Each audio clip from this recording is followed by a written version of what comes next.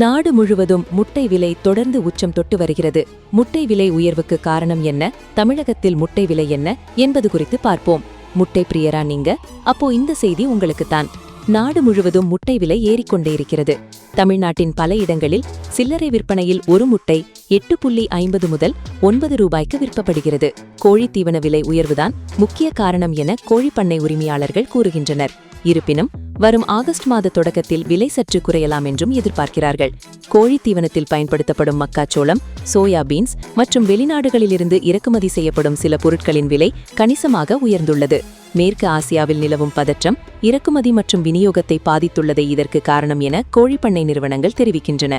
தேசிய முட்டை ஒருங்கிணைப்பு குழு NECC மற்றும் தமிழ்நாட்டின் முக்கிய முட்டை உற்பத்தி மையமான நாமக்கல் தகவல்படி முட்டையின் பண்ணை விலை ஒரே மாதத்தில் 15% கடந்த ஆண்டை விட 40% அதிகரித்துள்ளது.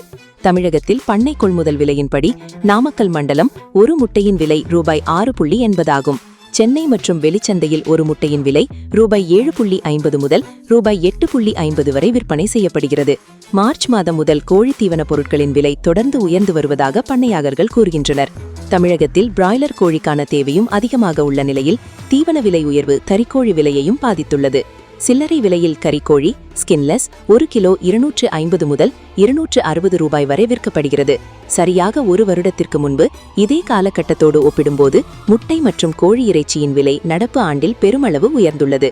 கோழி தீவனத்தில் சுமார் 55% மக்காச்சோளம்தான். மார்ச் மாதத்திலிருந்து இதன் விலை 35%க்கும் மேல் அதிகரித்துள்ளது. தீவனத்தில் 22% பயன்படுத்தப்படும் சோயாபீன்ஸின் விலை 64%க்கும் மேல் உயர்ந்துள்ளது.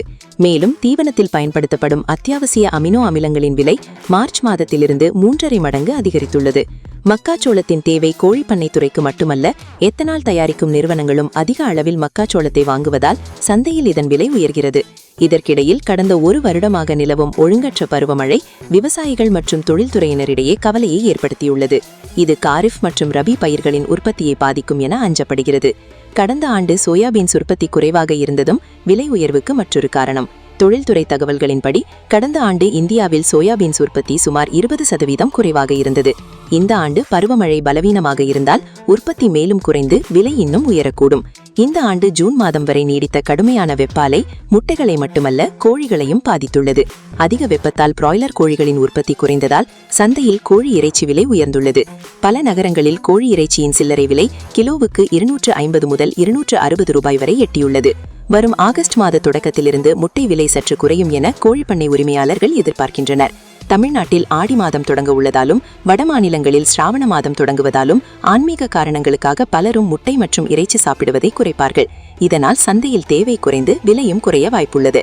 ஆனால் பருவமழை சரியாக இல்லாவிட்டால் தீவன விலை குறையாது என்பதால் முட்டை விலை குறைவதும் கடினம்தான் என்கிறார்கள் பொருளாதார நிபுணர்கள்.